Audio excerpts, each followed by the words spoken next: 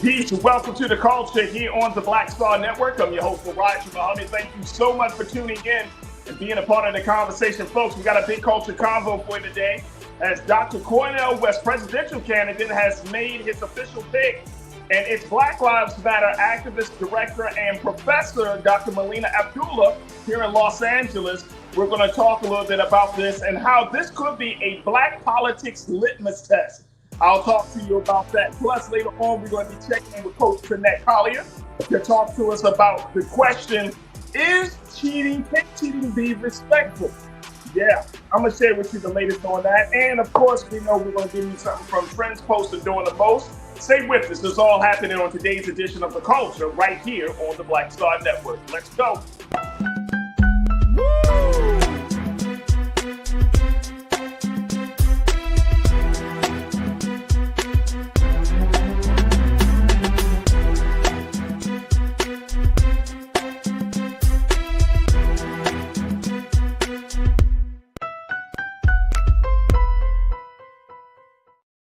All right, folks, welcome to The Culture here on the Black Star Network. I'm your host, Farajii. Thank you so much for tuning in and being part of the show. It is Thursday, April the 11th, and I cannot thank you enough for joining us. We are streaming live on a number of different platforms. First and foremost, go to our website at blackstarnetwork.com. Download the app for free. Follow us on social media at Black Star Network. And we would love to get your support as a donor, investor, a stakeholder with the organization, with this company, with this movement. So go to our website today, download the app. But more importantly, we ask that you give something, and we thank you for your support. And for those who have already supported, you know how we feel about you. We thank you from the bottom and from the soul of our hearts. Yes, let's also talk about where else we're streaming. Let's talk about the fact we're streaming on Amazon platforms, on your Amazon Fire TV. You can find us there on Amazon News as well as on Amazon Prime Video. You can just find us on the Prime Video app under Live TV, then News, or find us on Amazon.com under Prime Video, then Live TV, then News. We're also streaming on Freevee, the Freevee network. We can find us under On Now for News, for Black Star Network, and Plex TV.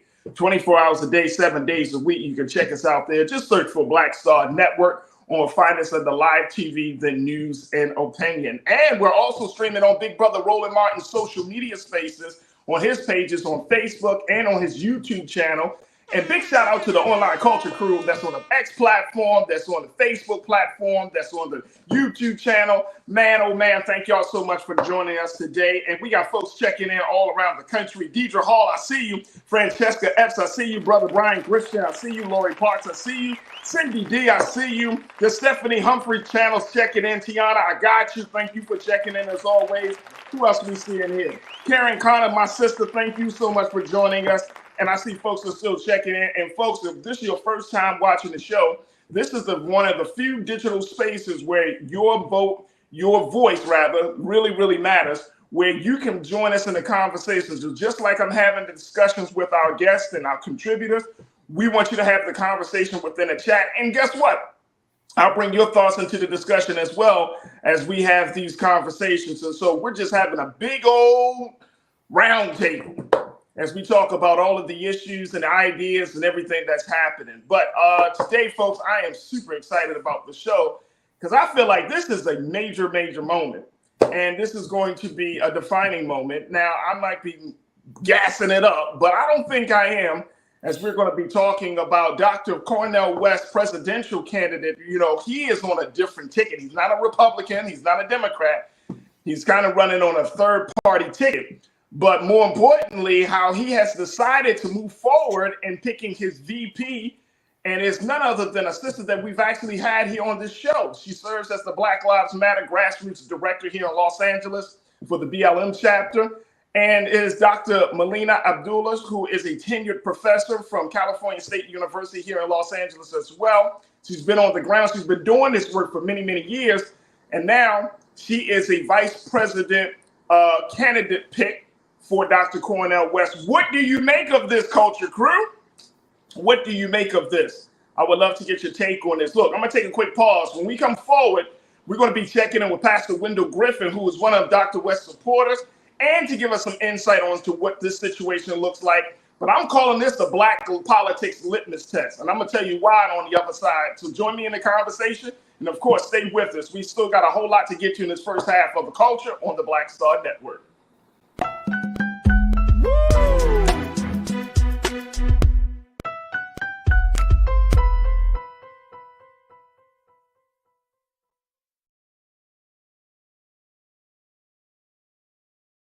Fanbase is pioneering a new era of social media for the creator economy. This next generation social media app with over 600,000 users is raising $17 million, and now is your chance to invest. For details on how to invest, visit startengine.com/fanbase or scan the QR code. Another way we're giving you the freedom to be you without limits. Black Star Network is here. Oh, no punch! I'm real revolutionary right now. Thank you for being the voice of Black America. All momentum we have now, we have to keep this going. The video looks phenomenal. See, there's a difference between Black Star Network and Black-owned media and something like CNN. You can't be Black-owned media and be scared. It's time to be smart. Bring your eyeballs home. You dig?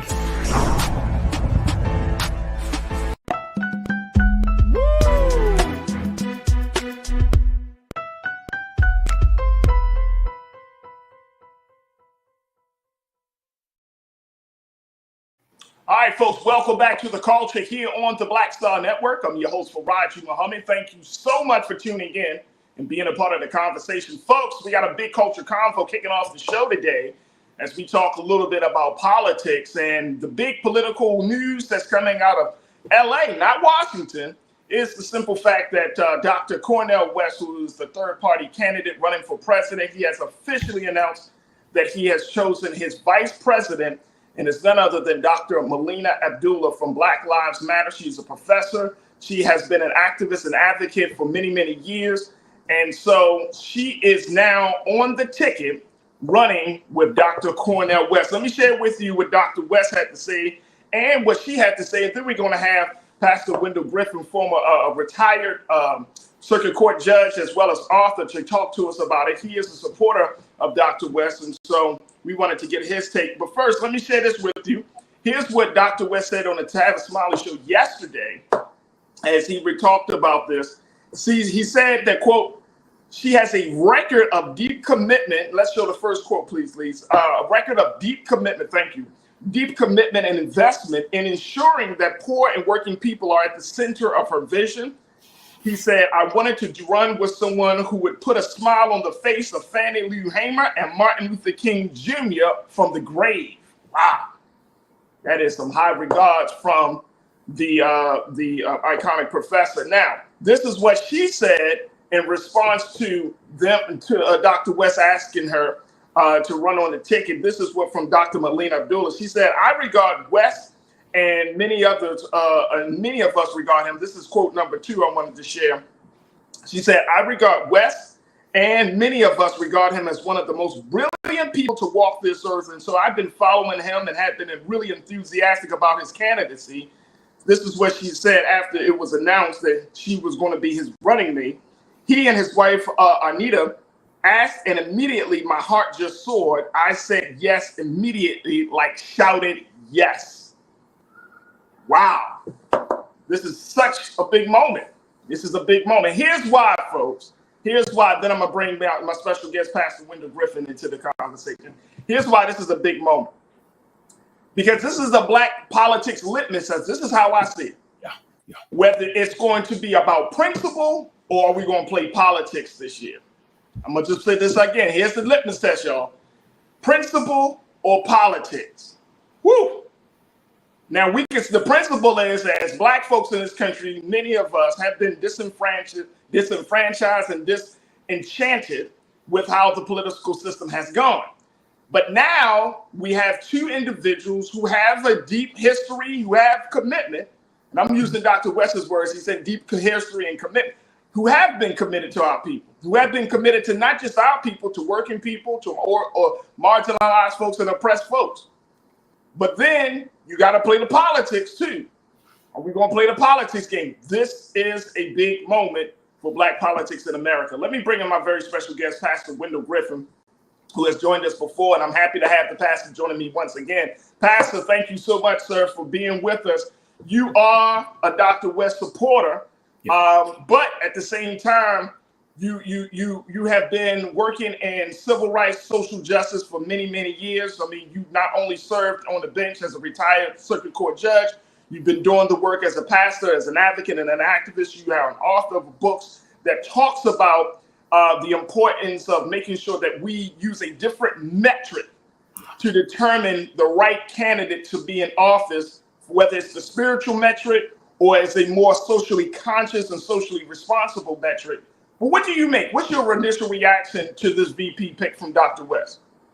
Good afternoon, Brother Farajii. Good afternoon, Good talking to you, brother, and I thank you for having me on. I was delighted.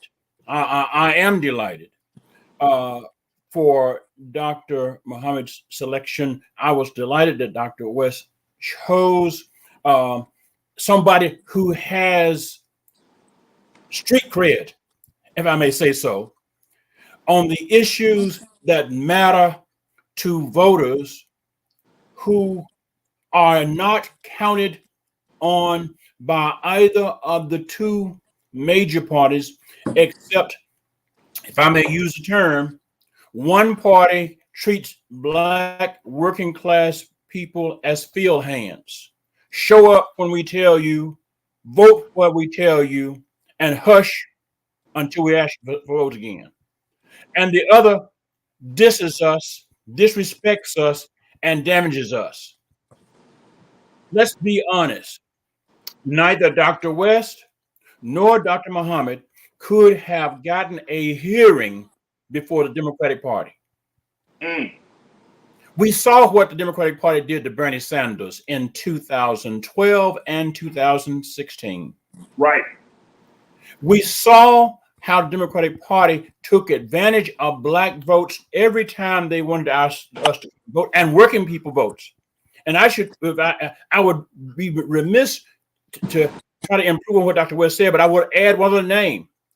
He mentioned Fannie Lou Hamer. He mentioned Dr. Martin Luther King. I would mention the name of Sister Dorothy Day, a white sister who was head of the Catholic Workers Movement, anti-racist, anti-capitalist, anti-war, pro-working person, pro-poor people, loved the people who live with their backs against the wall. And Dorothy Day, like Fannie Lou Hamer and Dr. King, would be delighted. Now, the question is, you're talking about politics and principle. Yeah. People are going to say, okay, West, Muhammad are running, but they're going to say, can they win? And if they can't win, why are they running? Are they taking votes away from Biden? Let me answer both questions. Okay. Nobody asked Robert F. Kennedy Jr., can he win? Robert F. Kennedy Jr., a white man, hello. Come on. A third-party candidate, hello, who is a vaccination denier, hello, named a running mate earlier this month, a millionaire donor to his campaign. Nobody asked whether either of them could win. And the major news markets picked up their announcement on third party immediately. I want to thank Black radio, Black media, the Roland Martin Network for covering it, first of all. And I want to thank you for that, because that's part of politics. You don't get any traffic if the people on the press don't notice you. And it's been decided that the people on the press would not notice Dr. West. He gets on CNN for only a hot minute. He gets on MSNBC for a hot minute. And they don't want to talk about the things he talks about. So I'm glad that this announcement comes. The second part is the issue of, if we're talking about principle, I don't know anything more important than the fate of working people and poor people. When the inflation rate is going up, the inflation numbers just came out, and just ticked up another notch. Now that inflation doesn't matter to folks who have a hedge fund. Inflation does matter to folks who worry about having enough money to pay their light bill and buy groceries. Mm-hmm. Because if the cost of gas is going up and the cost of milk is going up and the cost of medicine is going up, what do you not buy when everything going up and your income is not going up proportionally? That's a great question. That's a great question. And Joe Biden ain't talking about that. Hello? Joe Biden ain't talking about what the massacre going on in Gaza. Joe Biden ain't talking about Cop City. Joe Biden hadn't talked about the fact that 6 former police officers were convicted of crimes in state and federal court in Mississippi. I mean, this is the kind of conversation that the major parties don't want to have, that Dr. West and Dr. Muhammad bring to the table. And that's politics, because the only way our issues get named is if our people name them. Okay. Hey, Pastor, I want to just pause there because I got to take another pause. I got to take another break. But here's the thing, though, and I'm glad that you said that, because this is why I call this the Black Politics Litmus Test, because we have to ask ourselves what's more important. Now, I know that everybody wants to make sure that their candidate wins, right? And especially in light of what we're kind of seeing is with Donald Trump, that the stakes are high, that if black folks go to the polls and don't vote for a Joe Biden, President Biden, then there is the very real risk of getting a Donald Trump in. So on the other side, I want to kind of get your take on how do you handle that? How should Black America handle that? That we're facing a potential presidency from Donald Trump if folks don't go and vote for Joe Biden, and we may not be satisfied with Joe Biden. And some of us may be even more like, okay, I understand what Dr. West is doing, I understand what Dr. Molina is standing for, but it ain't going to happen in this particular cycle. So how do we handle that? How do we reconcile those dynamics? I want to get your take. And of course, crew, let's get your take as well. Join me in the conversation as I talk to Pastor Wendell Griffin. I would love to hear what y'all have to say as we talk about Dr. West choosing Dr. Melina Abdullah from Black Lives Matter to be his vice president his vice president candidate in choice as he moves further along in his presidential campaign. Is this a Black litmus test? Black politics litmus test between principle versus politics? Where do you stand? I would love to get you what you say. Post your comments as we're streaming on Big Brother Roland Martin's Facebook page, his YouTube channel, and on the X platform. Stay with us. It's The Culture here on the Black Star Network.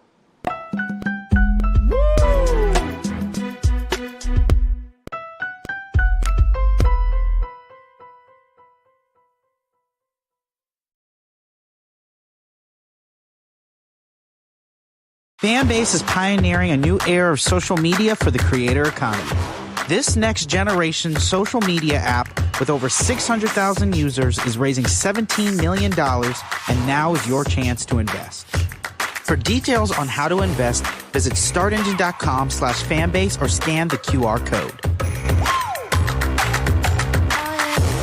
Another way we're giving you the freedom to be you without limits. Game on. State of the Union 2024. Huge night for President Joe Biden. This was a CBS receipts type of night. He dragged the hell out of the Supreme Court. And he said, y'all gonna see the power of women. Trump's brain is melting as we speak. We want to organize from a place of strength. There's no confusion whatsoever about what they've done and what they plan to do. What Donald Trump is doing is presenting a fallacy. He is convincing them that he's all in it for them, when in fact he's all in it for himself. We do not feel Joe Biden, in spite of the success that have taken place during this administration economically. There are too many things where we do not feel like he's had our back. You should also be investing in the barbershops and the beauty salons and the hookah bars and the folks who are going to the club, and there's a way to actually get them registered because we've done it before. But if you don't have folks who understand that dynamic, then you're missing a big opportunity. So we said we just celebrated For what? Why don't you go to Selma to celebrate rather than recommit yourself to the fight if the very thing we went to celebrate has been gutted? Republicans did not support a lot of the bills that were necessary to keep the country fluid. You can't only love your country when you win it, right? Oh, no. You guys don't want another $2 trillion tax cut? This was absolutely the knockdown, drag out that we were really waiting for. Black voters are the base. They're the most important base of the Democratic Party. There was very few language in this speech. At the time, we see an attack on black history, an attack on DEI. The end of the BLM racial reckoning thing has come to a complete end because there was nothing in this speech for that. Our movement has never been grounded in two-party politics in this country. All of our movements ultimately get co-opted by a state that is anti-black. They called the old because they knew the way, and they called the young because they were strong. And I believe there is a good combination of that, but we can have ideas and we can have visions and dreams, but we have to have our young people also working beside us because they are strong, and they will run that race, and they will run it to the end. Activists, organizers, and young people have been pushing this administration to be on the right side of history and to do something about the issues that they care about. While the Ukraine and Palestine are critical issues, they are not the only global issues. Not a single black person who should ever let it come out their mouth that I'm tired. Because there is somebody else who came before us who didn't stop fighting.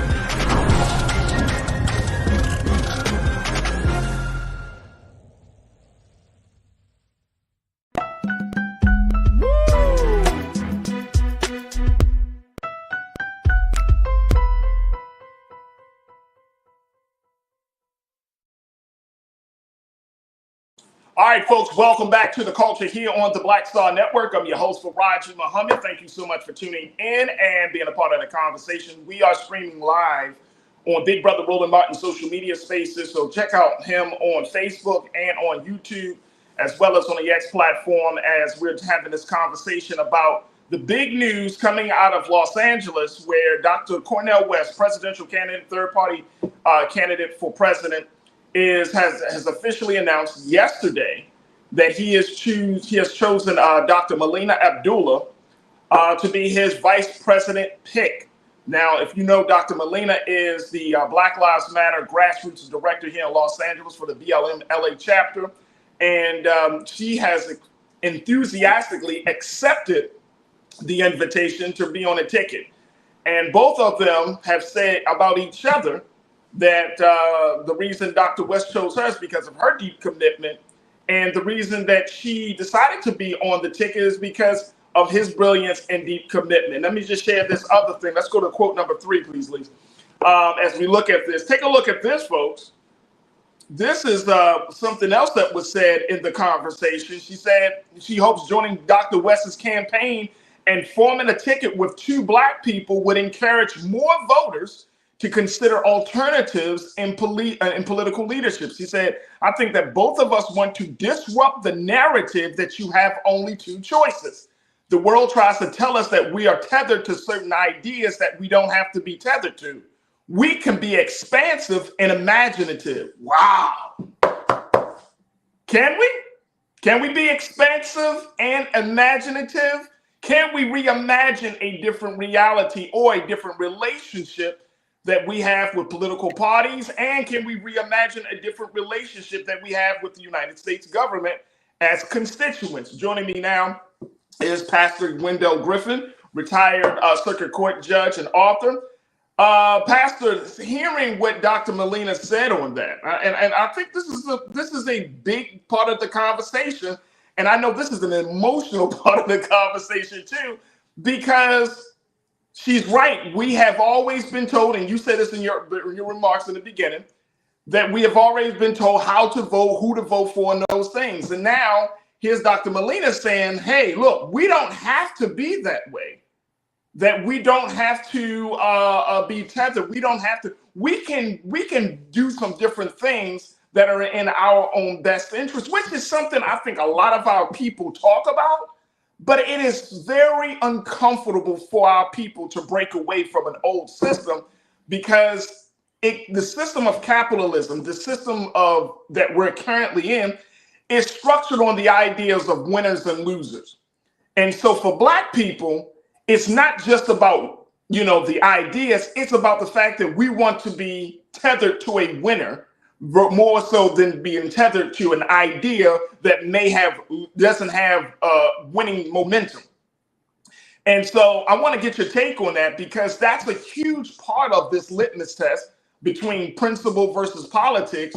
Do you go with the person that speaks to your heart and soul, or do you go with the person that you think is going to garner the votes that possibly may bring some things into, fruition for your interest?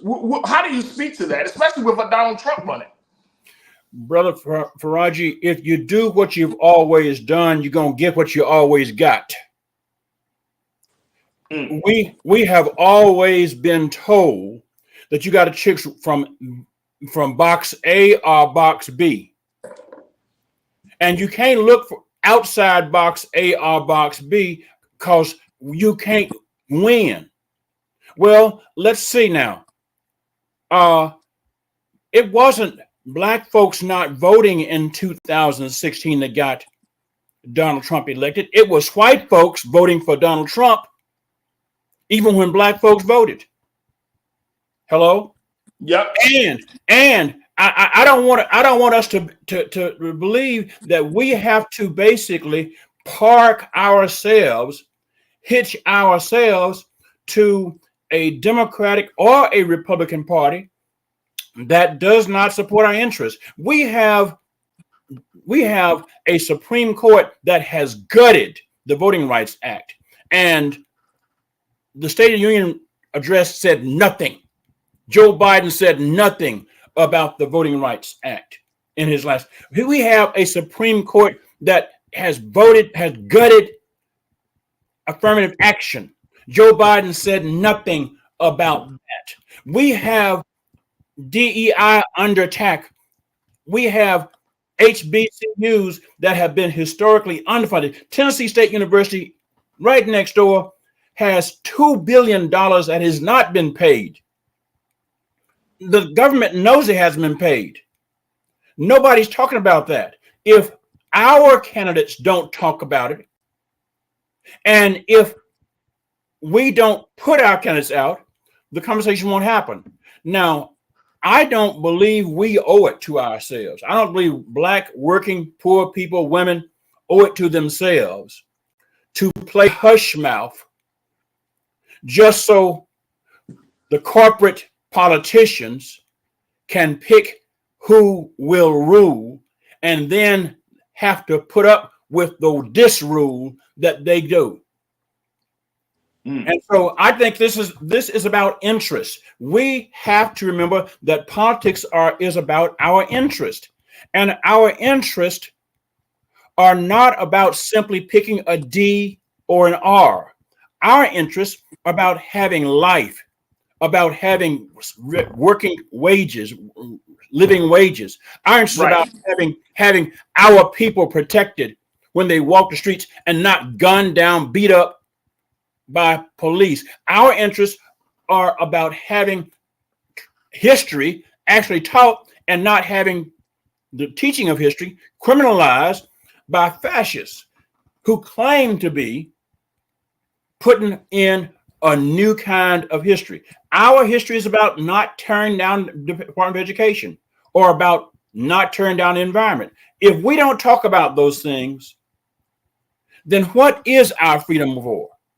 Are we truly free if we do not have the freedom to say what our interests are and to demand that our interests be heard by our candidates? Last word.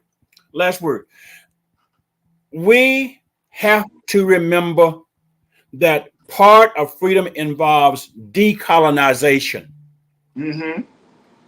We have been colonized to believe, we have been taught to believe that you got to trust one or two parties. Well, guess what? We haven't found salvation in either of the parties, and our voices aren't being heard. They just want our votes. The only time the Biden administration wants to hear from us is election time. But the Biden administration doesn't want to push our agenda. I've checked Joe Biden's record. Joe Biden supported the filibuster from 1972 when he joined the Senate until he stopped being a senator. The filibuster is the reason why we haven't been able to get the Voting Rights Act strengthened. And so Pastor, I want to put you on pause right here. Right. Because folks are checking in and we got to take another quick pause. But I'm hearing you. And so many folks are checking in. Let me go to William Trotter. William, you said we all know it's money that matters, the kind of money that influences the stock market. Dr. West doesn't have that backing. So we're talking about the backing from the systems and whatnot. Again, this is why I say, folks, this is a litmus test. This is about principle, right? This is about principle, because I think that we do have to challenge ourselves, as you've been saying, Pastor. We do have to challenge ourselves. We have to ask ourselves, when do we want to do something different, right? Because if we wait on, and this is something that I know you understand this, Pastor, when they kept telling Dr. King, not right now, don't speak out against Vietnam, don't talk about the civil rights issues in the South. You are a Nobel Peace Prize winner. Keep it up above. Don't get too deep. And Dr. King was always confronted with this mindset, with this mentality that maybe we should wait. Wait until the right time. But then the condition of the people never improved until you make the time, you make the right time. Y'all feel me when I'm saying that? We have to make the right time. So does that mean, how does that play out for this? Well, of course, everybody will say we got a lot at stake. Trump is there. But I'm always asking, when does the black candidate kick in? When does that happen for Black America? Because we're talking about it, right? Many of us, if we're honest, we know that the system is what it is. And it's not guaranteeing us, as you said, Pastor, it doesn't guarantee us. But at the end of the day, I think there's a lot of fear. I think there's a lot of hesitation. I think that I don't know if we're ready to make a real serious leap, as much as we talk about this. And I'm going to challenge us to think this way. But are you really serious about making a change within this political system? Because Black people have always been on the precipice of political doom, and I know you know that, Pastor, because you study history. We've always been there. Every president that didn't come from, and I'm talking about over the past few years, from Nixon, it was impending doom. Ronald Reagan, it was impending doom. George W. Bush Sr., impending doom. George Bush Jr., impending doom. We've always been on the precipice of impending doom. And guess what? In 2008, 2012, we had a Black president. We were still making gains.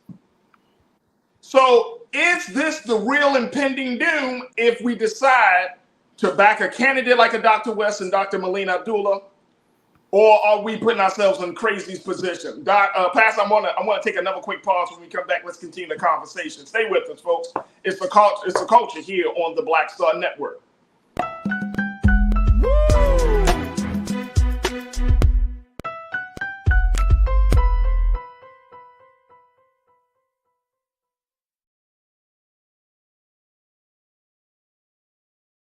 I need you to scream for your new beginning. 5, 4, 3, 2.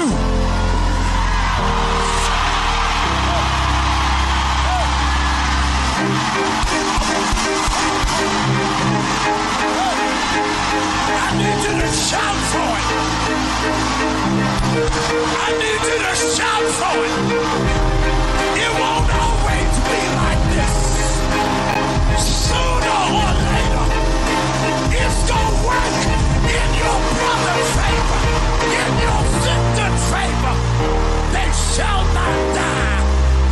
They shall not die. They shall not die. I want you to embrace somebody and tell them welcome to the greatest season of your life.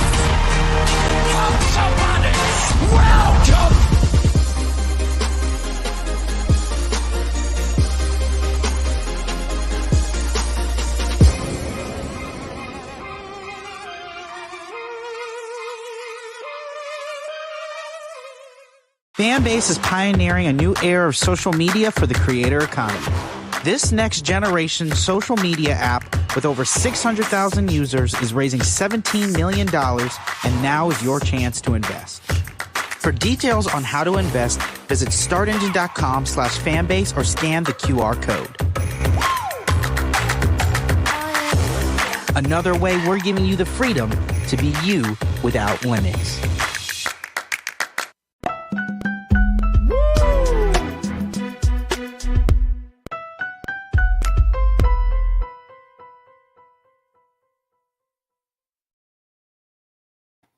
All right, folks, welcome back to The Culture here on the Black Star Network. I'm your host, Farajii Muhammad.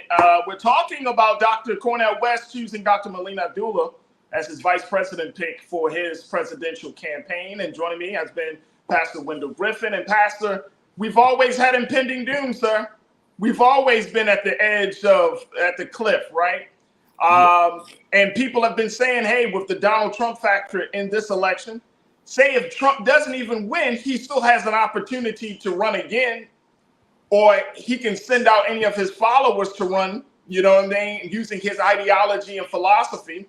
So what are we afraid of at this point from your vantage point, Pastor? I think we're afraid of success.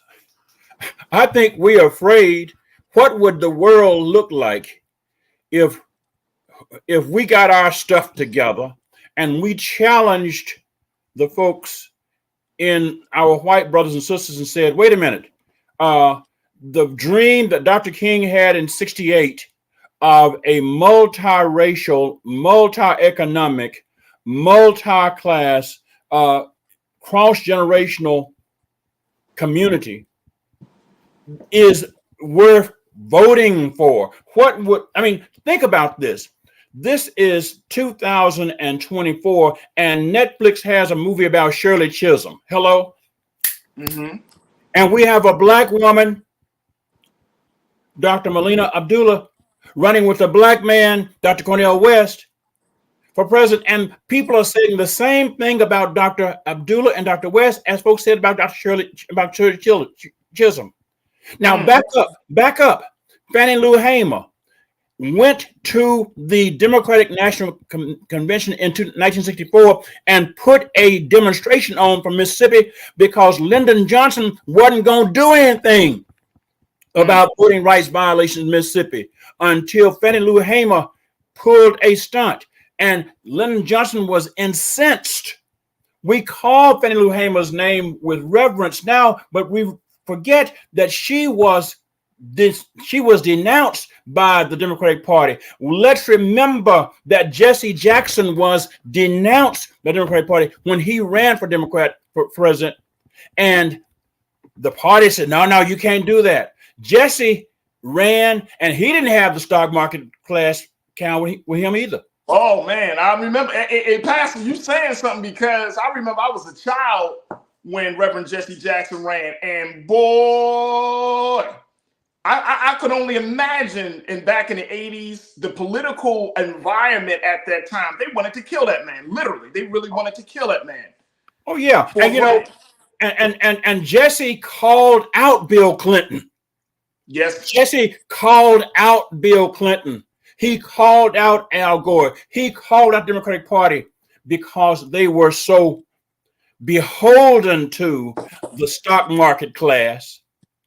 And Jesse was faithful to our people. We only got to remember that our history has always been a history where we could not depend on the usual suspects from either party to take care of us. Roland Martin is right. If you want us to be heard, you're going to have to support us. So should we, in your view, Pastor, should we use this to stand on principle that even though something a lot of folks are saying, well, some of us, I can't say a lot, but based on what we're seeing here in the conversation on the chat, folks are saying he doesn't have a chance to win the election, but it could be a powerful statement about how black voters may be saying to the Democrats and to the Republicans, for the few that's in there, enough is enough. We are willing to shift the game. We are willing to change the game if we don't get heard in the Democratic Party. Is this the time for us to make that statement? I think it's the time. It's always the time. If you're on a seesaw and the sides seem to be evenly matched, it's not the heaviest person that comes. It's the lightweight person who can decide whose side's going to win or not. Gotcha. Or not. Gotcha. And we can say, excuse me, Democratic Party, obviously you didn't want to listen to us on the candidate side. So Jesse Jackson was heard as a candidate when he would not have been heard had he not run. Shirley Chisholm was heard as a candidate. Barack Obama was discouraged. You recall the Clintons were furious that Barack Obama got the candidate. And Bill Clinton was furious and disappointed after Barack Obama won Iowa. We are seeing another moment. This is really about politics and principle. You cannot talk about politics if you don't get in the game. And Dr. West and Dr. Abdullah are in the game now. Now, folks have got to factor, okay, how many votes in California, which is a big, reliable blue state, might Dr. West and Dr. Abdullah get? How many votes in Minnesota, which had a high number of uncommitted votes, will Dr. West and Dr. Abdullah get? Because they understand that Minnesota is where we have seen a number of people who are immigrants who've been mistreated. And we see that the issue of Gaza and working people and unions are big. How many folks in Michigan? How many folks in Pennsylvania? How many folks in New York? Hey, Pastor, let me, and I mean, you saying something. You saying something. Let me just take a couple of comments from the crew. You don't like my music. You say small groups of people can make a lot of difference. We have to have faith in that. Oh, yeah. You don't like my music? I agree. I come from the activist space. I do not believe that you're going to get a large consensus of people. And I think a lot of times, and Pastor, we got like 30 seconds, got to get to this next pause. But I think that's part of this, right? The part of this is this idea that in order to make change, you need a broad swath of people to do it.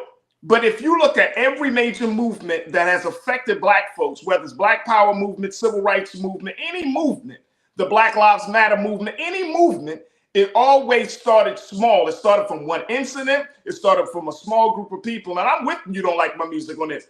That sometimes I think we just lost faith. And I'm not saying this is just about Dr. West. I'm just saying in general, we think we got to have everybody on board in order for it to be a valid concern. And that's not true.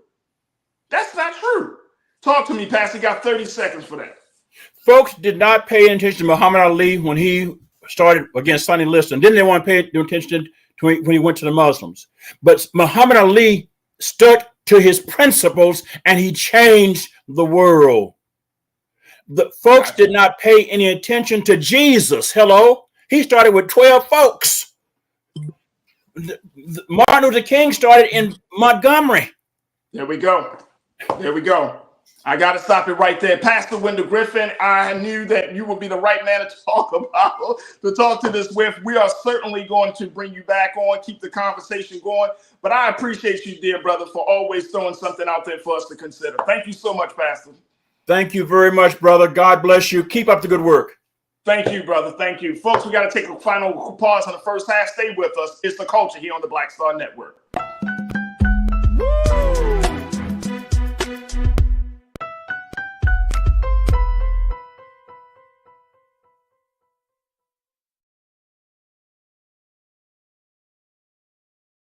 Fanbase is pioneering a new era of social media for the creator economy. This next generation social media app with over 600,000 users is raising $17 million, and now is your chance to invest. For details on how to invest, visit startengine.com/fanbase or scan the QR code. Another way we're giving you the freedom to be you without limits. When you talk about blackness and what happens in black culture, we're about covering these things that matter to us, speaking to our issues and concerns. This is a genuine people-powered movement. There's a lot of stuff that we're not getting. You get it, and you spread the word. We wish to plead our own cause. Too long have others spoken for us. We cannot tell our own story if we can't pay for it. This is about covering us. Invest in black-owned media. Your dollars matter. We don't have to keep asking them to cover our stuff. So please support us in what we do, folks. We want to hit 2,000 people, $50 this month, raise $100,000. We're behind 100,000, so we want to hit that. Y'all money makes this possible. Check some money orders. Go to P.O. Box 57196, Washington, D.C. 20037-0196. The Cash App is $RM Unfiltered. PayPal is R Martin Unfiltered. Venmo is RM Unfiltered. Zelle is roland@rolandsmartin.com.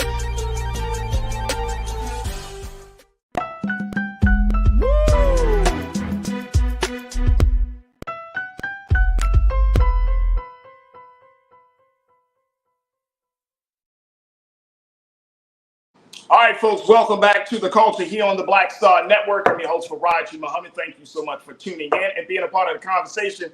Such a very spirited discussion that we just had with Pastor Wendell Griffin, retired circuit court judge for the state of Arkansas and author, as we talk about Dr. Cornell West choosing his vice president candidate pick in Dr. Melina Abdullah of Black Lives Matter Grassroots. She serves as the director for BLM LA chapter. And she enthusiastically accepted the invitation to be on the ticket. Now, of course, I see y'all in the chat. I just wanted to take a quick moment to do this. But I see y'all in the chat. Mixed reviews on this announcement, mixed reviews about what the pastor said and all of those good things. And that's good. I love it. I love it. But I think we need to talk about it because we still got a lot of time, a lot of ground to cover. And let me just throw this out, and I'm gonna talk about this. Maybe Corinna, I know Corinna, I know you're watching. I'm gonna just can we talk tomorrow? And we don't have time today, but tomorrow I want to talk about that trip that Donald Trump made down to Atlanta, Georgia, to that Chick-fil-A. If y'all ain't seen it, you know what I mean. We got a lot of ground to cover, man. We got a lot of ground to cover. Consciousness, and I want to go. You don't like my music? You said something. You said it all starts with your friends and family, then your neighbors. All we can really do is try to raise consciousness. And I want to at least acknowledge that. And I think that's a great statement you made. You don't like my music. I appreciate you, man, for posting that. Raise consciousness. Now, you might not agree. You might say, I don't know. Maybe we got to tweak this idea a little bit. But let's not get into a space where we can't have a conversation or at least try to raise the consciousness. Now, people might say, and this is not just about Dr. West, this is about anything that we are trying to advance. We're talking about black ideas, black progressive ideas, right? Ideas that's going to take us to the next level. And I don't know about you, but I am tired of doing the same old, expecting different results because I think that's the definition of a word called insanity. I can't do it no more, y'all. We can't do it. And we have to figure out over these next few months, this is the month of April, the election's is in November, so we're a little bit like about 7 months out or so. And we're at this point, right? But we do have to be honest with ourselves. And again, this is not about Dr. West and Dr. Melina. This is about moving forward. What type of future, or can we even reimagine a future in this country if we do the same old, or, and I thought you, what you said this, Tiana, you talking about applying pressure to the politician.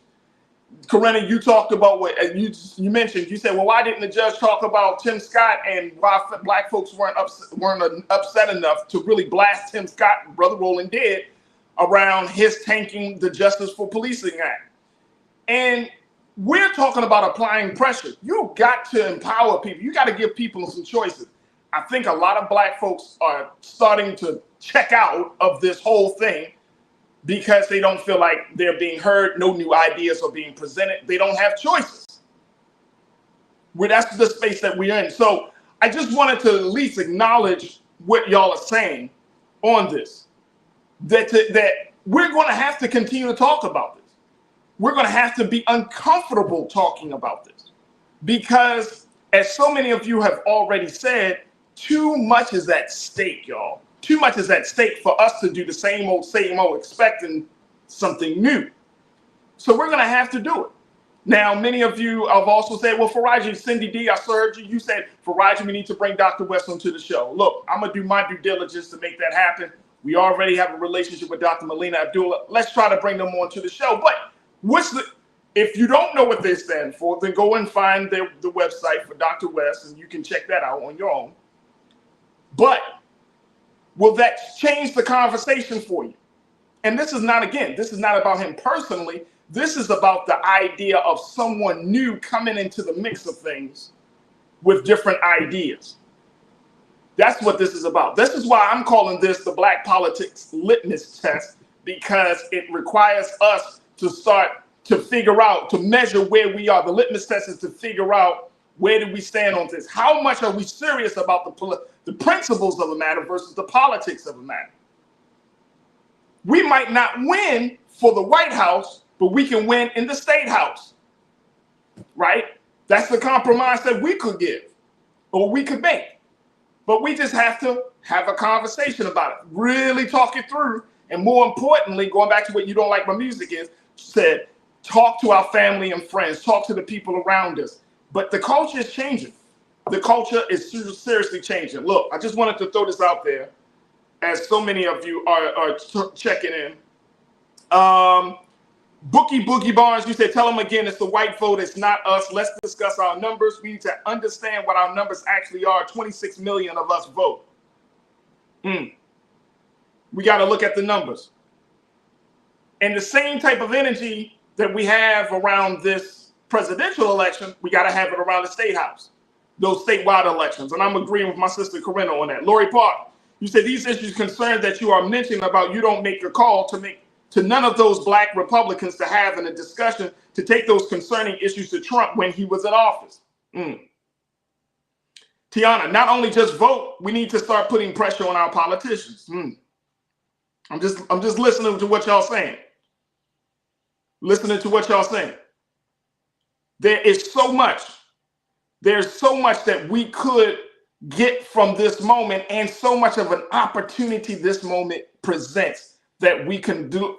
If we look at this thing and not just even talk about it, but really push for it, like that's why I asked the pastor, hey, it shows that we can, okay, let's see if we can use this as an opportunity to tell the Democrats to get straight. Hey, we need y'all to step up more on this issue or that issue. I just hate, I want us to do something different. And here's why, very quickly, as we wrap up this portion of it. I want us to do something differently because I don't want to pass on the same madness and BS to my children, and nor do I want to pass it on to your children or your niece or your nephew, your grandchildren, to the future generation that's coming behind us. Somebody at some point's got to do something different in order for us to change the trajectory of our reality. Can we say that? What are we going to do something different to change the trajectory of our reality? That's something that we need to think about. Look, we're going to take a quick pause. When we come forward, let's check in with Coach Trinette Collier, our relationship coach. She's going to talk to us a little bit about cheating and so much more. Stay with us. We got a lot more in the second half of The Culture here on the Black Star Network.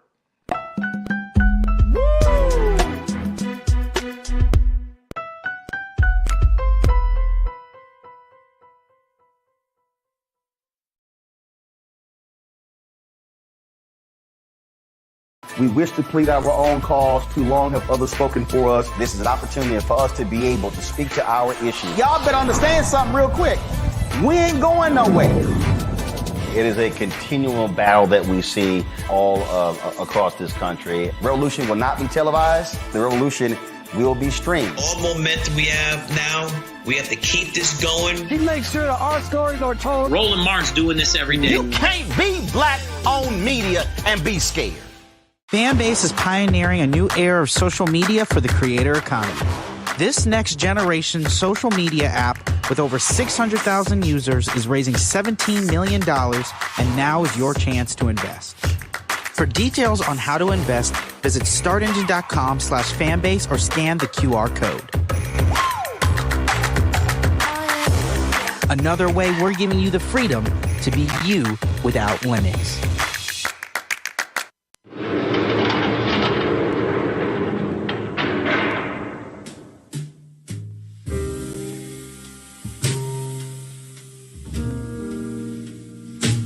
You have the right to remain silent.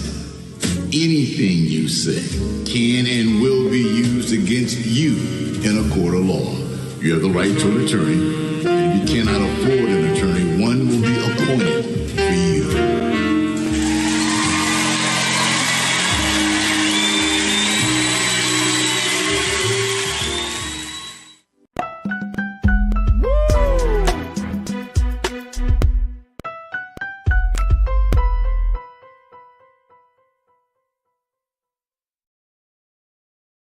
All right, folks, welcome back to The Culture here on the Black Star Network. Welcome.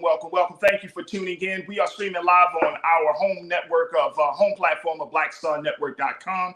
Make sure you go to our website today, download the app for free. Follow us on social media at Black Star Network, and we ask for your support as we are embarking on this mission of creating content that is just right for us here in Black America. So again, go to our website today at blackstarnetwork.com. And speaking of donations, I want to thank, we got a new member today, my sister, Kathy Hickson. Thank you so much, Kathy, for becoming another great member of the Bring the Funk fan club at a level 3 rate. So Kathy Hickson, thank you for being inspired. I thank God for inspiring you to join us and to support us, more importantly, in this great work. And we thank you. We can't thank you enough. So thank you, Kathy, for your support. This is why I love the show, because it's so organic.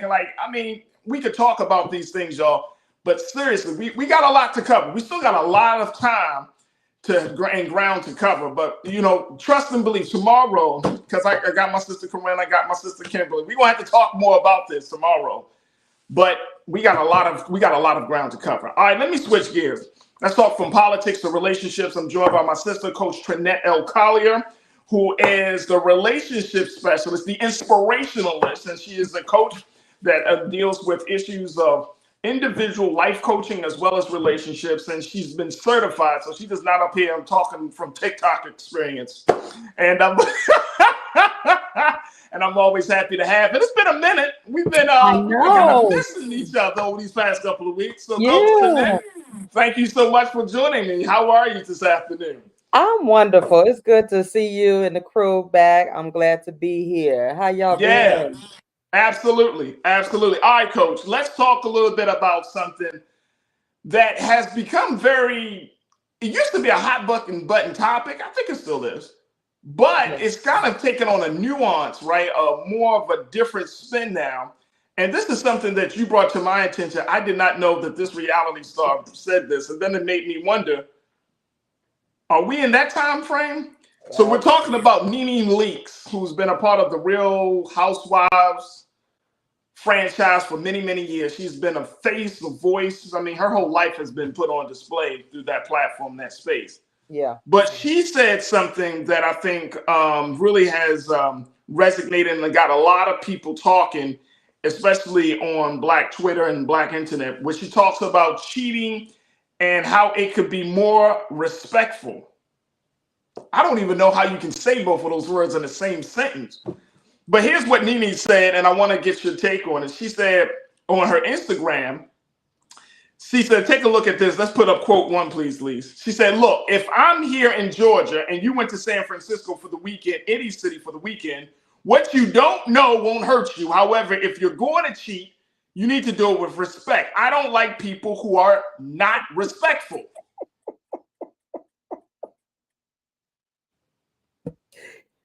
Woo! And people are listening. Wait a minute. Hold on, Coach. Cheating is about doing something that violates the vows of trust, communication, but more importantly, trust, right? Commitment. Mm-hmm. But now you're saying that you don't like people that aren't respectful and they're cheating? Respectful cheating. That's the new term, respectful cheating. Here's what I'm gonna throw this out there. We're gonna take a quick pause.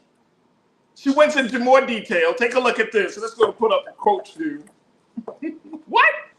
She said her stance of explaining that disrespectful cheating would be lying to the other woman or side chick and are not setting boundaries, like her staying 50 feet away if she sees you and your partner together in public.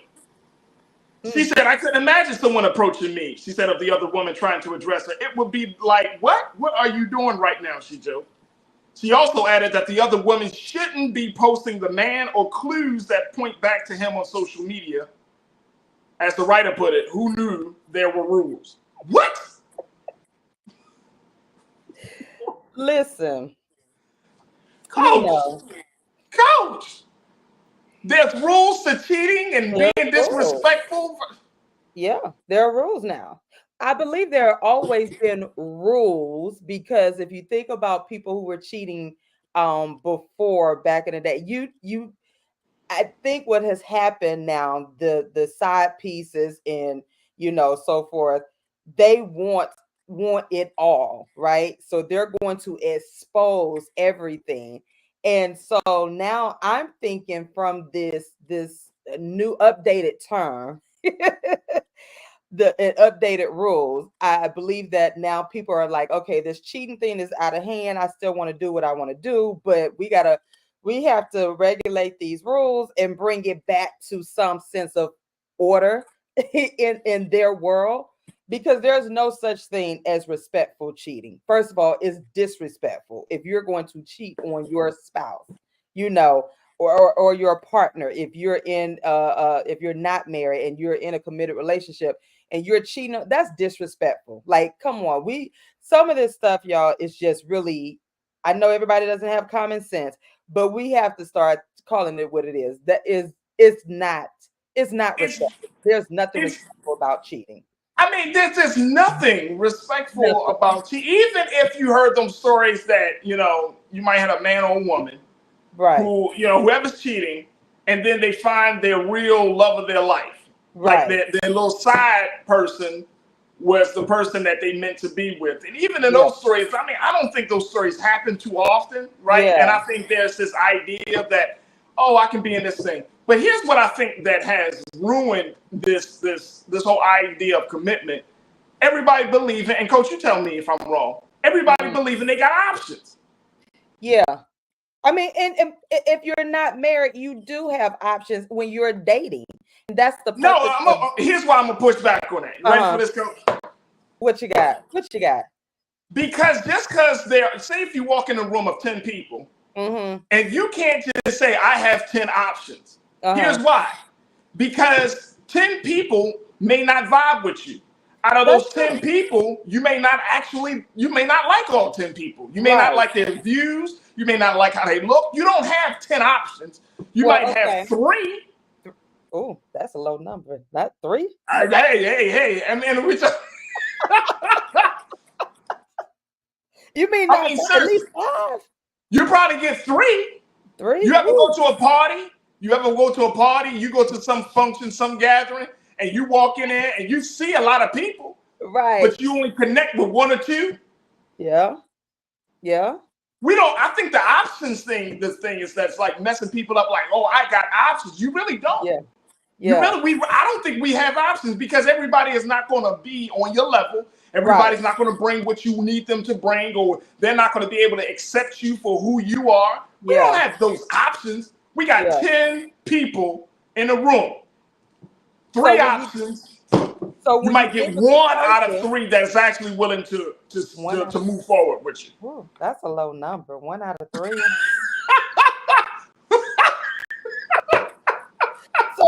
So what these people now are like, what they're with somebody now, right? They're committed. And so now what they just now start thinking of, like, okay, I don't want to be with this person anymore. Now, I mean, if you don't want to be with the person, if you don't want to be with your current person, right, your partner or whatever you're married, and then you go outside, right? Yeah. And then, I mean, we all know the story. It's like Lifetime is full of these stories on TV. They look glittery and golden at the first sight. Yeah. And then you start to peel off a little bit, and you start to be like, oh. And that's the part that we keep skipping over. We keep skipping over the real dating, the definition of dating. And when you get to that person that you are, that you feel like from the dating to the courting, you know what I'm saying? So because that courting is like, okay, this is the person I want to spend, like I can see myself having a future with this person. Dating, you're out there, you're collecting the data or whatnot, right? But when you come down to it, when you find that person and you're like, okay, I believe this is the person that I'm falling in love, I can see a future, X, Y, and Z, and now we're gonna move forward. So I think people are skipping over that part, and they see that, the beginning stages, they're in love, they hadn't even gone through the trials and tribulations, and they get married, and then soon as something goes wrong, they want to find a side piece, or, and the side piece do the woman now, because it's happening for both. And it's like, okay, now they want to step out and call it respectful cheating. Like, it doesn't make it, again, it's just disrespectful. So again, it goes back to, you were not ready to make a commitment. If you're gonna cheat, like literally, just stay out, just stay single. Like I really just don't get it. Just stay single, because there's so many factors what people are not understanding. That cheating game, you don't know who you're cheating with. First of all, that's true. You got some folks out here that don't care about you having a wife or a husband or whatnot. If they want you and they want you and they're going to act crazy over it. I mean, there have been many like tragic cases over somebody cheating. And now you want to call it, put a new term on it, update the term with rules and talk about respectful cheating? Come on. Well, here's the thing, and this is part of and we're going to take another pause, but here's why some folks are saying in the chat, well, Farajii, you should talk about something else. Here's why we are talking about this. And this is why. If we are messed up in the head about something that's so simple, like being in a committed relationship, right? Mm-hmm. How can we expect our people to start to elevate their thinking to understanding what's going on in the world? Right. If your head is messed up, if we're normalizing certain behaviors and attitudes, and I'm some people are like, oh, well, how do you make that connection? It's very simple, because they use the same brain, right? So if somebody is normalizing a value that we think is, if being in a committed relationship is your value, but we start to normalize cheating, we start to normalize stepping out, violating the vows of trust and confidence and all of those things, then it permeates from our decision making on other big things. Right, because now you're talking about families. You're breaking up families. You're talking about the family structure, because of, like you said, the morals and values of a person, and you're thinking this doesn't affect you. It does affect you in every which way. Your decision making, like you said, it does affect you. We put it off like, oh, that's just cheating, but no, when we get down to the root of things, there are some other things that's wrong, and we keep skipping over that, because now you're making some choices, the decisions that are just immoral, and then you're like, okay, now what about the children? What about my wife or my husband or whatnot in this situation? So now you're bringing chaos, and then what? You're expecting that chaos to just move to the side? No, absolutely. Absolutely. Look, we're going to take a quick pause. When we come forward, let's continue the conversation on the other side and a whole lot more. Stay with us, folks. Join us in the conversation streaming live on Brother Roland Martin's Facebook page, his YouTube channel, and everywhere else on our website at blackstarnetwork.com. But stay with us. It's The Culture here on the Black Star Network.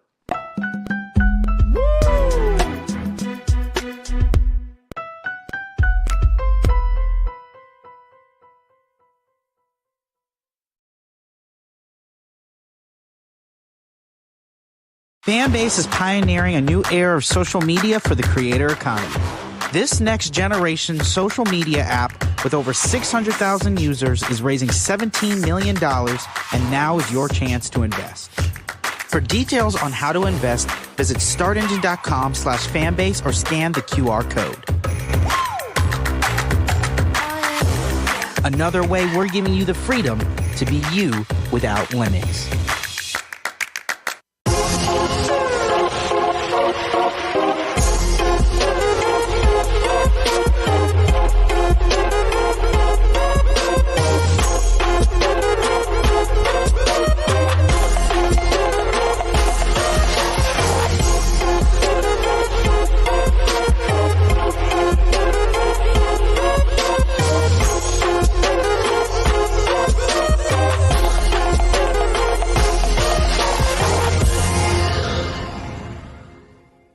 We wish to plead our own cause. Too long have others spoken for us. This is an opportunity for us to be able to speak to our issues. Y'all better understand something real quick.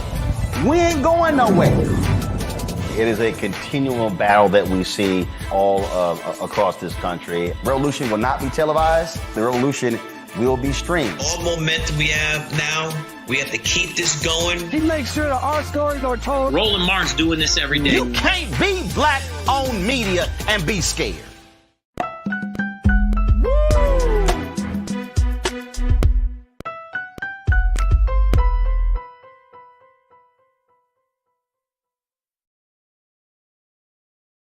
All right, folks, welcome back to The Culture here on the Black Star Network. I'm your host, Farajii Muhammad, joined by my sister, the inspirationalist, Coach Trinette Collier, as we talk about can cheating be respectful based on some conversations that are happening that was kicked off by a reality show star, Nene Leakes, and she making some points about how there are rules and regulations and boundaries that need to be established when somebody is out cheating, because she can't respect somebody that's disrespectful and cheating. I'm not making this up, y'all. I'm not making this up. But here's the thing, though. Here's the thing. Here's the concern that I have on a cultural point. And Coach, you tell me if I'm wrong about this. My concern is, and this is what my sister Karen Connor said. She said, right, Farajii, some people are not capable of discernment and make poor relationship decisions. This is why people need to take it slow to allow the true character to be revealed. This issue of cheating is about poor relationship, poor decision making. Right. It's about poor decision making. Now, if we're making poor decisions as a people relating to something that is near and dear to us, which is companionship and intimacy and all of those things, how can we expect to make great decisions about things that are on the outside of us, right? And this is part of why I think there's some pushback to even have a conversation, because this is more of a cultural conversation, like a hard news story. Right. But the cultural conversation is the fact that we often look on the outside of ourselves and don't want to do the internal self-work to make ourselves better. Our external life can be better if we work on the internal self. Right. And I'm going back to what Karen, I appreciate you, sis, as always. Yeah. But that decision making, it's like, for example, if you know there's some part of your life that you need help in, whether it's your finances, whether it's your diet, whatever the case may be. And once you start to make changes on those elements of your life that you want to improve upon, these are internal shortcomings that you want to improve upon. Right. Then you start to see a domino effect where other things in your life start to fall into a certain order. Right. And if you're talking about, and I know some people might say, well, I don't see the connection. The connection is our heads are all over the place. If we're normalizing things that we know that are destructive, how can we sit down and have serious conversations about the future and the liberation of and the struggle of Black people? Right. When we're doing things that are counterproductive to building, counterproductive to growing. Talk to me. Am I thinking too far? Again, we don't connect these things because we isolate relationships and whatnot, and we don't think about how it does affect, our family structure, or, even if you don't have a family, you're looking at leadership. I know you talk with, about politics and whatnot, but when you think about leaders and leadership, and this doesn't say that you're perfect, you're going to have a perfect relationship, perfect marriage or whatnot, but you are, you have humanistic, realistic, your character, human character. But you look at that leadership, it's like, if you're thinking like this, like, oh, I can have a side piece while I'm in office, or, or while I'm leading a company and whatnot, I'm not going to trust you, because I look at it as a trust factor. How can I trust you as a leader and you're off and you're not being respectful to your own family? Hey, hey, check this out. Hey, coach, you know what's the prime example of that is? Donald Trump. Because he can talk bad about women. Yeah. He can cheat on his wife, but we have this cognitive dissonance when it comes down to that, and say, oh, well, he's still, and even he do all this stuff. Yeah. And then you could still say, well, he's good for the country. He's good for America. But we don't put him on that ladder. Like, here's a man that would potentially could sit in the most powerful seat in the world. Yeah. We would ask our children, what do you say to your children to look up to that man? Because back then, leadership required character. Yeah. You see what I'm saying? And now we're at a place where character is so far down on the priority list that it's all about the external. Well, how much money you got? What kind of clothes you wear? How good do you look in leadership? But then when it comes down to making those decisions that is rooted in values, morality, character, that you would have to do as a leader, especially if you're talking about becoming leader of the free world, quote unquote, then where is that you lean on? Where is the reference? Where is that within yourself? And I'm not trying to make this bigger than what it is. I'm just using this as a little stepping stone, and saying, like, look, there are some cultural things that are happening, and now we have to be conscious enough to be like, you know what, the world is going one way, but I can't keep going the same way, because And what conversation do you have with your family, your children, like you said, who are looking up to you? What is the honest conversation? That's what I want to know. Like, how do you, because it's not a mistake, you willingly did or doing this or did this, right? So what is the conversation that you're having with your children about what you did? How do you sit in front of your children and say, I respectfully cheated on your mother, or I respectfully cheated on your dad? Like, how do you have that conversation and still be in these positions as leaders? Because let's be honest, there are a lot of people who are in, they're leaders of companies, in churches or at schools and whatnot. How do you have that conversation without stepping down and taking a look at myself and say, okay, I need to get some type of support, because not only did I disrespect my family, but I disrespected me and the people that I'm leading. Like, what can you tell me? Because now I broke the trust. And so for me, it's the trust factor. I don't trust you, And I think, and that's a great point. Yeah. No, that's a great point, Trinette. That is a great point, because can you trust somebody to leave me? I don't know, because you're gonna stop off and I mean, you and I'm not saying, look, I get it. Look, we're all human, right? We do what we do. I'm saying that in this whole process, right? Because I think this is the part of the culture that when we normalize certain activities, and some of us might feel like, well, I'm above that. Let me trust and believe. Ask your children, ask your grandchildren, ask the young people in their lives, what do they think about cheating? And you're going to get a variety of answers. Trust and believe. We are living in a time, and this is a part of our people are identifying themselves. They are self-identifying themselves, right? Yeah. People are self-identifying themselves however they want to be seen to the world. That's fine. But we're also living in a culture where people are redefining what relationships look like. And that's fine too. Right. So if you're talking about living in a space, if you're talking about growing, or if you're talking about, taking a people like Black folks to the next level, we got to be mindful of this stuff, man. Yeah. We can't act like this stuff doesn't exist. Oh, no, nobody's doing it like that. Talk to the younger folks in your family. Yeah. And get your take on, and ask them, well, what's your take on cheating? Yeah. And some of them gonna be like, no, it's absolutely a no. And some of them will probably say, well, it depends on the circumstances. And we're not understanding that we're continuing this cycle. So you're talking about broken people, right? Broken people who are continuing the cycle. If they saw their parents do it or the people that have raised them or whatnot, guess what's going to happen?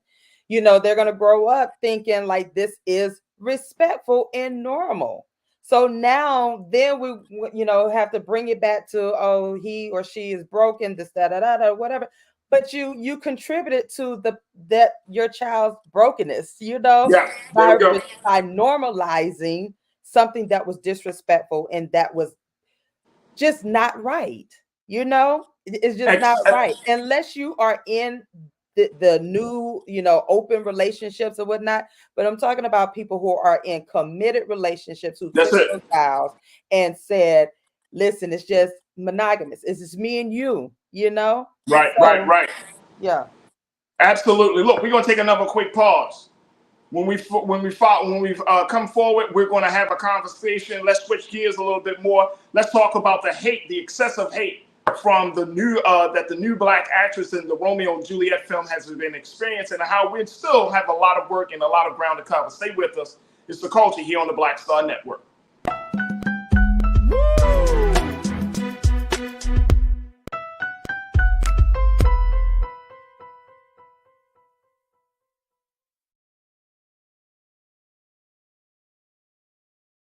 Fanbase is pioneering a new era of social media for the creator economy. This next generation social media app with over 600,000 users is raising $17 million, and now is your chance to invest. For details on how to invest, visit startengine.com/fanbase or scan the QR code. Another way we're giving you the freedom to be you without limits.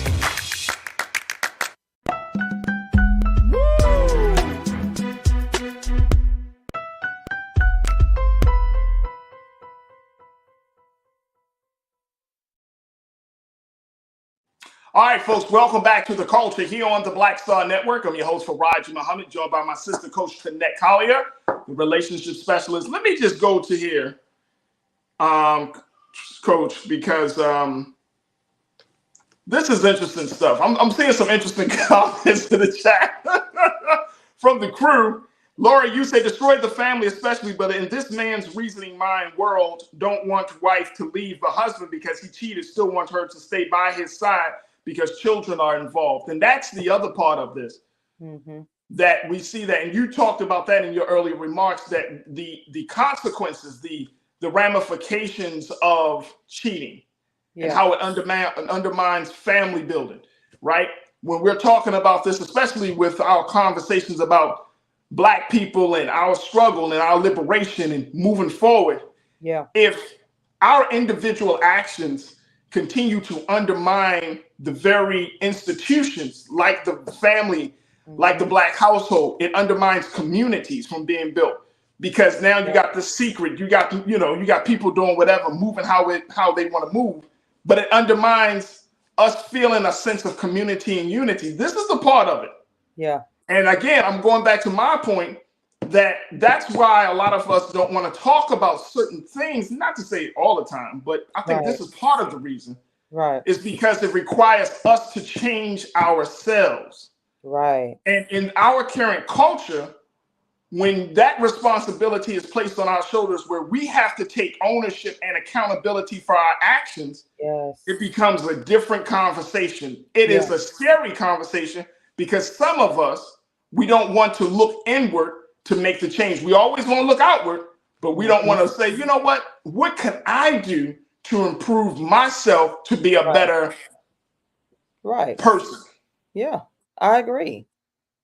We have to. It's that accountability piece. We don't want to have those conversations, those hard conversations, because when it boils down to it, it goes back to how do you see yourself? How do you love yourself? You know, how do you respect yourself? And there's always a back issue on, infidelity and so forth. But yet you're in these roles, as a leader, and so forth. And we just don't want to have those honest conversations. And for me, as I, share with clients, listen, we have to have those talks. Yes, everybody's not going to go to therapy or counseling or whatnot, but there is something that is hidden and something that needs to be out, you need to be heard and understood. Like, why are you doing these things? What is the secret and so forth?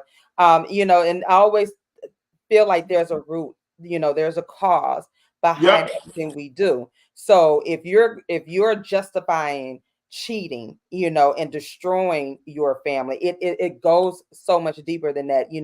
On the outside, on the surface, yes, it looks like it's, oh, well, somebody's just talking about cheating or whatnot. But no, when you're getting down to the root of things, there's so much more, because now you're talking about the family structure. You're talking about the culture. You're talking about how can we progress as this unit. We have to be unified, and it's through the family structure and so forth. And when you're connected, for me, it's a trust factor. I'm gonna be honest with you. And to be real with you, you can't build a brotherhood or a sisterhood where you have to worry about whether your brother is eyeing your woman, or your brother's worried about you eyeing his woman, or your sister is you vice versa with the sisters. Yes, that's so true. If our people, and this is the part that I know we all struggle with. The struggle comes in when there is a moral call to action. You know what I'm saying? When there is a call to action, we can talk politics, we can talk money, we can talk education, we can talk health. But when you get undermined, all of those things are all well and good, but those are extensions of what is on the inside. And when you're talking about having a moral call to action, right? And I'm thinking of my brother, Reverend William Barber, who was running a campaign called Moral Mondays. And it's like, what is the morality? If the culture is normalizing things that we once shunned, if the culture is being open and acceptable of ways that we once find destructive, then what is the moral standard that we're standing on? Where is our moral authority? What is that based and what is that rooted in? Exactly. And that's part of the culture that I think is a little bit harder to have a conversation about, because we just want to do what we want to do, right? But you can't just do what you want to do and then it's just going to end up a certain way. Like our actions have consequences. Consequences, yes, it does. Even down to health-wise, when you think about it, right? If you're cheating and you're sleeping with, we just got a report here in Atlanta about HIV is on the rise, right?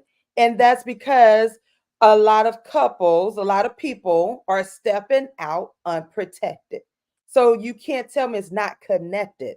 When we're, all of it's connected, because now people are thinking, oh, as long as, I'm respecting my mate and I'm not sharing, or I'm not bringing this person around me or whatnot. No, you're cheating and you're bringing it back home and whatnot. Right, right. All of that is connected, whether we want to believe it or not. It is connected. Absolutely. Absolutely. Look, we got to take another quick pause. When we come back, let's talk about let's move from relationships to now talking about race issues in Hollywood.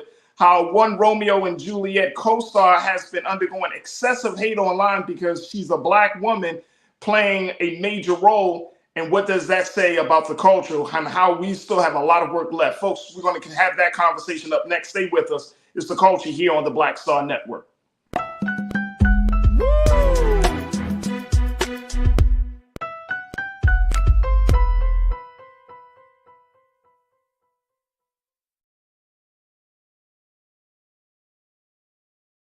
Fanbase is pioneering a new era of social media for the creator economy. This next generation social media app with over 600,000 users is raising $17 million, and now is your chance to invest. For details on how to invest, visit startengine.com/fanbase or scan the QR code. Another way we're giving you the freedom to be you without limits.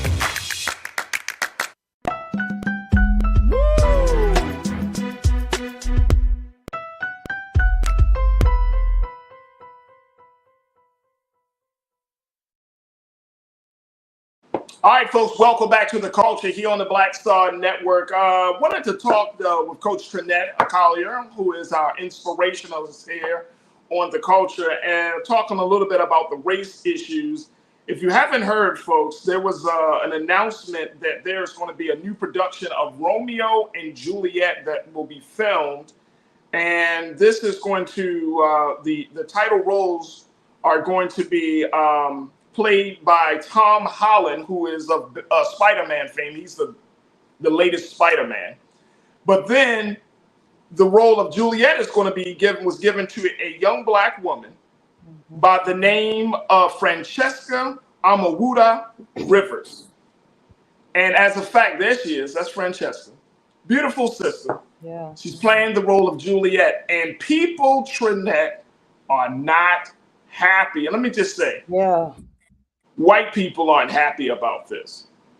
As we know, the story of Romeo and Juliet are being two star-crossed lovers and how they essentially committed suicide in order for them to, quote unquote, be together. But this is a classic Shakespeare play. But the announcement of having Francesca with Tom Holland, who is a white man, was quickly met with online hate and a lot of racism, so much so that 900 Black actors had to respond. They decided to sign a letter to show their support for young sister Francesca as a result of so much hatred. And in the letter, it said, quote, "The racist and misogynistic abuse directed at such a sweet soul has been too much to bear.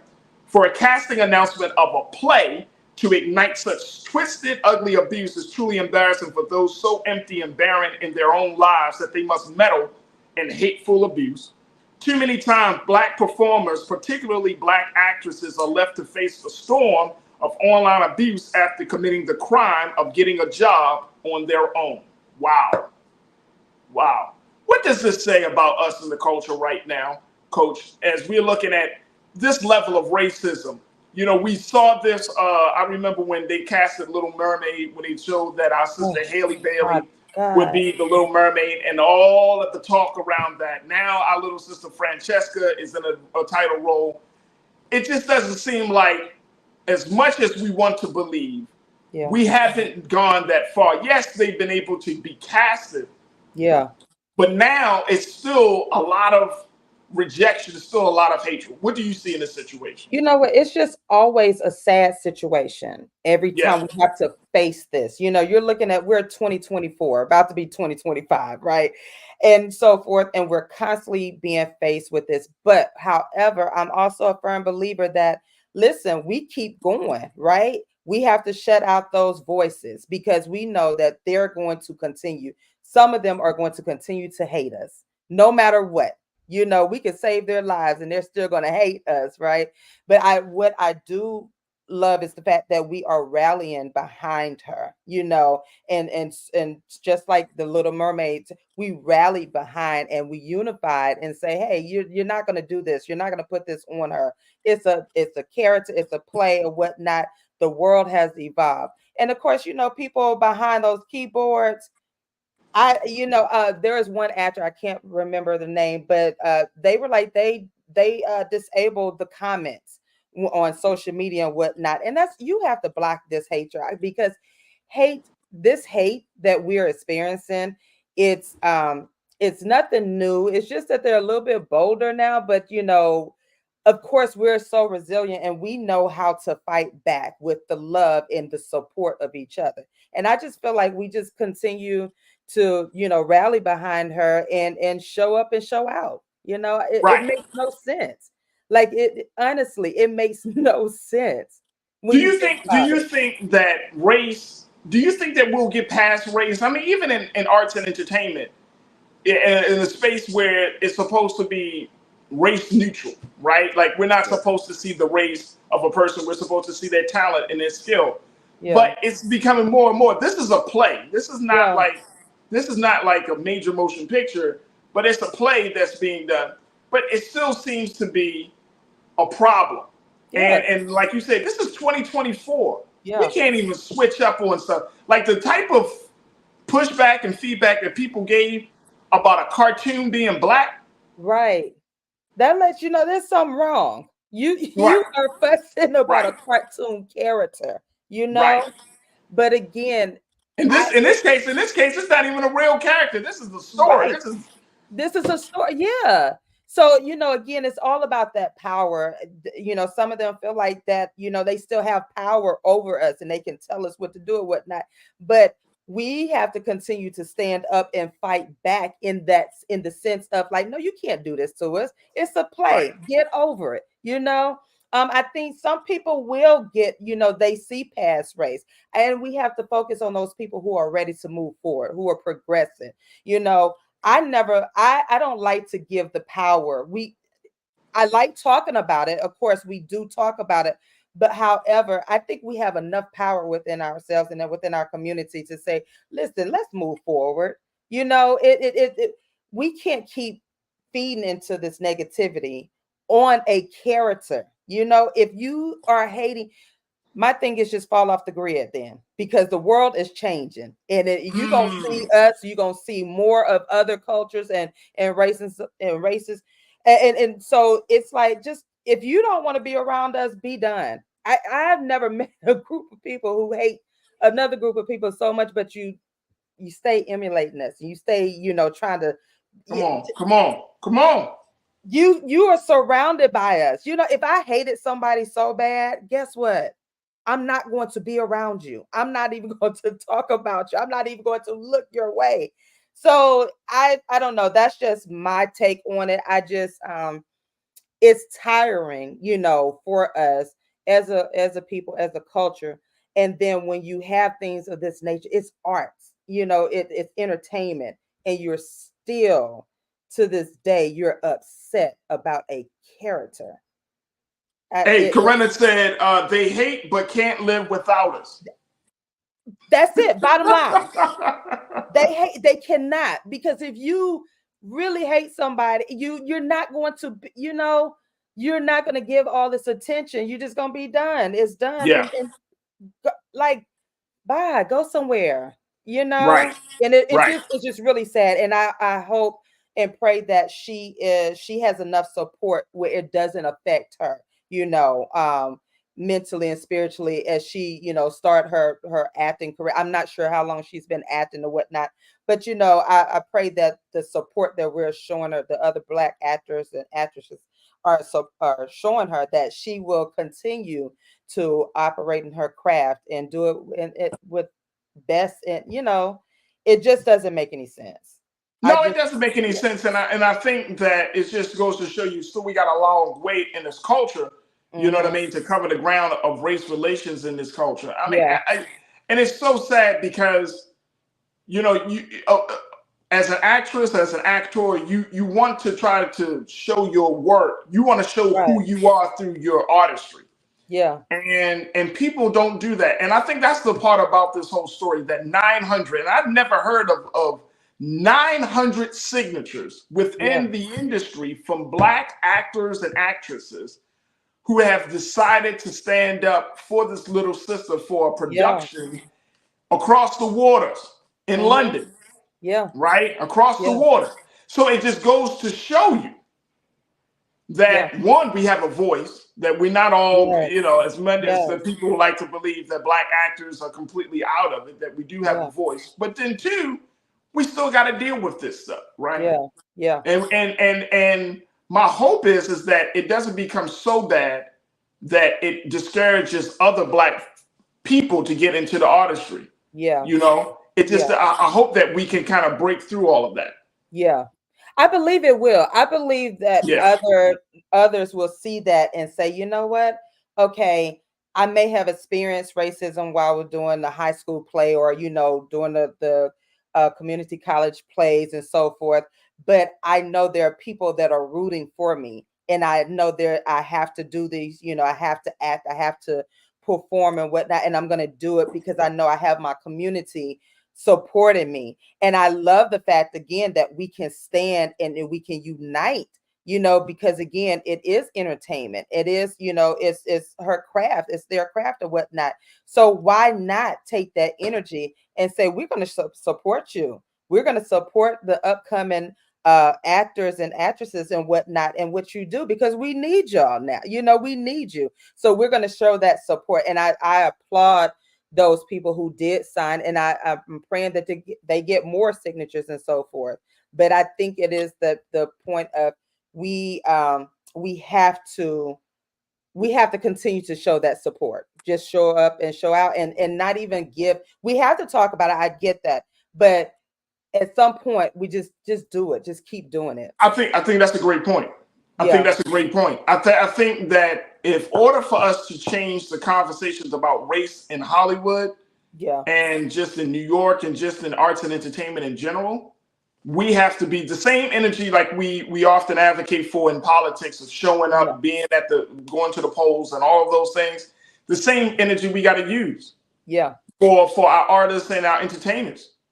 That when they speak up for us, or when they stand for us, or when they fight for our stories to be told, we should support them. Right. Now, I'm on the other side. If they on some BS, Trinette, drop them jokers. Drop them. Drop them. Disconnect. Cut the umbilical cord. Do what you got to do. Right. Because I'm being for real. Because at some point, like, that relationship is destructive. Yeah. You know what I'm saying? Like, I've seen us so many times get into these cultural conversations about artistry. Like, we talked earlier about J. Cole and Kendrick Lamar and stuff. Like when you're talking about artists that's going to take our culture, take our artistry to the next level, they should be supported. And it's not through the context of white entertainment or white lens. It's through the context of, hey, this is an artist that is doing their part, right? To tell our story, to tell our story in a respectful way. I mean, we gotta support them. But if you're talking about artists that have often crapped on us and all of this stuff, and wants to be black one day and then they don't want nothing to do with us the next, and all of this stuff, like, I think we gotta start calling them out and cutting them off. I mean, that's all it is. We gotta stop being afraid. You're right. We gotta start standing up, cutting them out, say, hey, listen. This is not for the culture. We have to take a stance in that, and not be afraid. So I'm with you on that. We cannot keep tiptoeing around what is needed. And that is our problem. We keep tiptoeing around. Some of us, I'm going to say some of us keep tiptoeing around. Absolutely. My sister, Coach Trinette, I appreciate you as always. What's the best way folks can get in touch with you? All things, I am Trinette L. Collier, including the website. I am TrinetteLCollier.com. There it is right there. She is the inspirationalist. She joins us here on The Culture on Thursdays at 4 p.m. Eastern Time. And we're always happy to have her, bringing a lot of humanity and good love and some really deep insights about a lot of relationship things and other things. So, Coach, I truly appreciate you. Thank you so much for being so good for the culture. All right. Absolutely. All right, folks, that's going to do it with us. I thank each and every one of you for being a part of the conversation. Make sure you do your due diligence. Go to our website today at blackstarnetwork.com. Download the app. Follow us on social media at Black Star Network, and give. We ask for your support, and it makes a world of difference, and it does, because it improves everything that we're doing. And more importantly, it puts you right there with us as we are embarking on this mission to take our conversations and our content to the next level. So, for those who have given, like Kathy Hickson earlier today, thank you so much.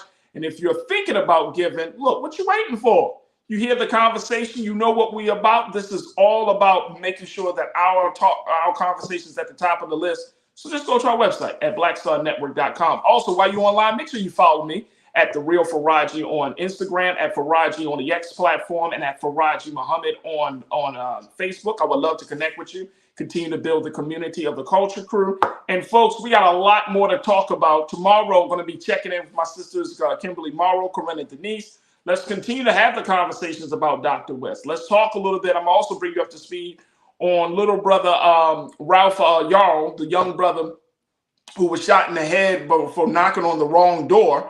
We're going to bring you an update about that and so much more. So make sure y'all tune in tomorrow for the show. It should be a really, really good one to end the week. All right, that's going to do it for me. Stay tuned. Up next is Roland Martin Unfiltered at 6 Eastern Time.